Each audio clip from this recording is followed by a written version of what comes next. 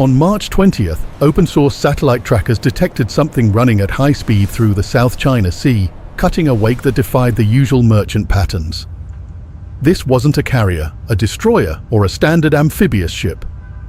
It was the USS Tripoli, LHA-7, a ship most defense analysts had written off as a failed experiment, a naval oddity without a clear purpose.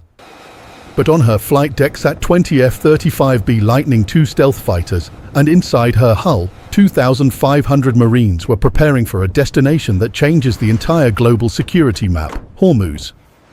To understand why this is happening, you have to understand a brutal piece of military arithmetic.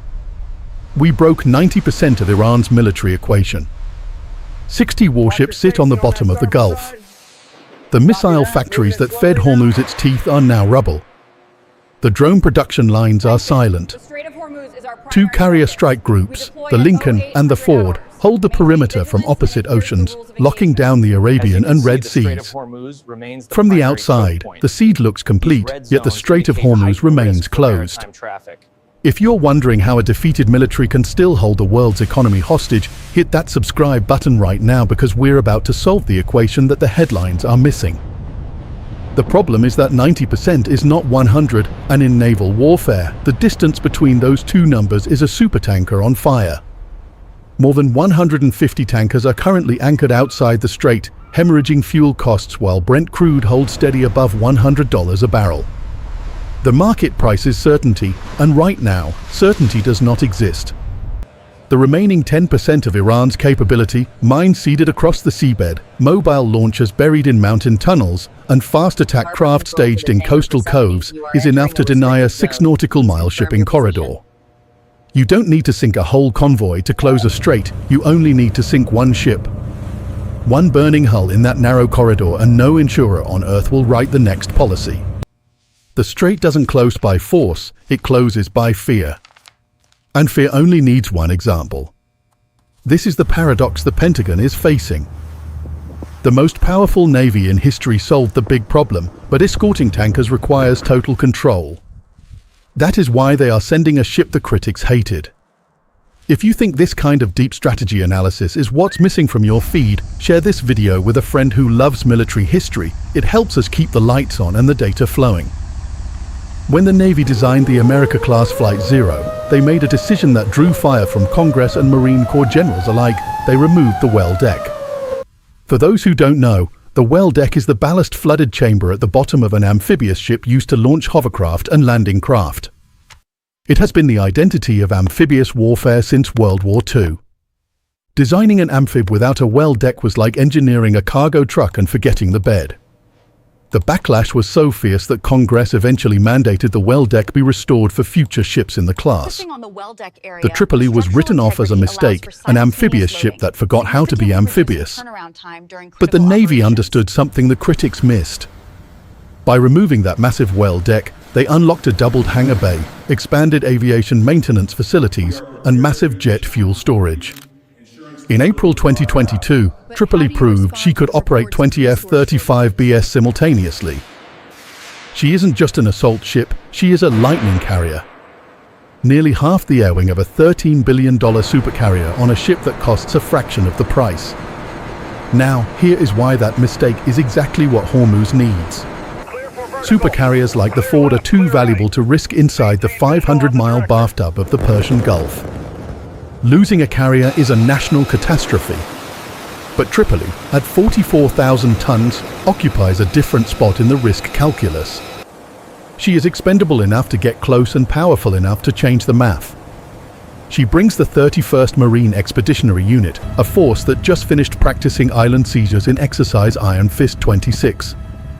While you're thinking about the power of those Marines, tell us in the comments, do you think that a lightning carrier concept is the future of the Navy, or should we stick to the massive supercarriers? We want to hear your take.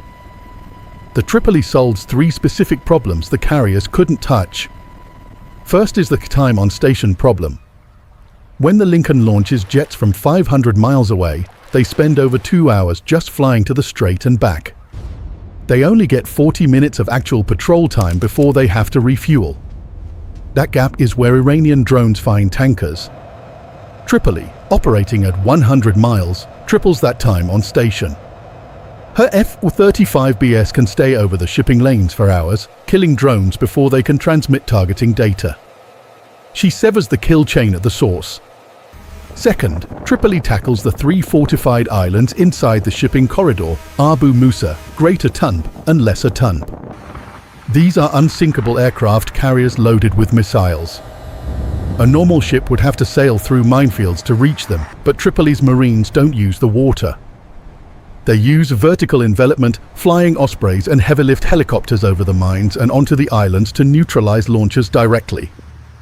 Finally, there is the most radical concept of all: Expeditionary Advanced Base Operations, or EABO.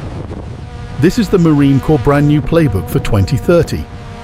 Marines fly to small islands or allied coastlines in Oman and the UAE to set up temporary bases with HIMARS launchers and radar arrays. This creates a firepower bubble across the entire width of the strait.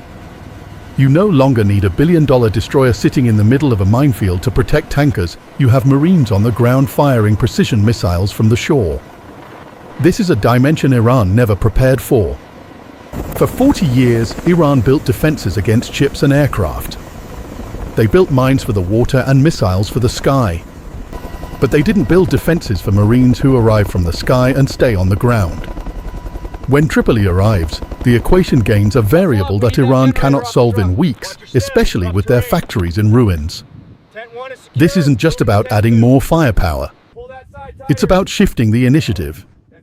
Before Tripoli, the world was waiting for the naval siege to slowly grind Iran down while the global economy bled.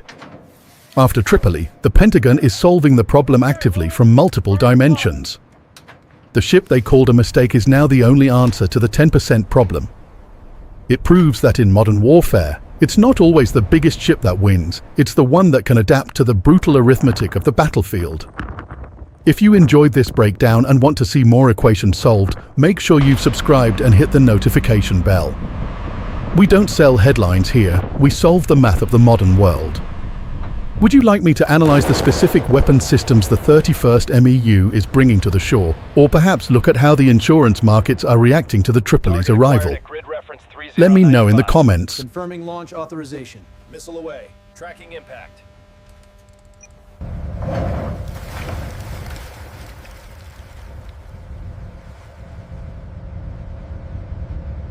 Helmsman, maintain course 280. Watch for traffic on the starboard side.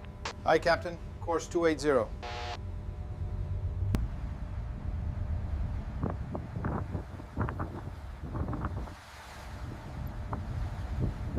Pressure steady at 150. Flow rate confirmed. We are clear for full load. All right, keep monitoring the manifold. It's dropping below 100. We need to move now. Sell everything at 99.50. Get me out of those positions.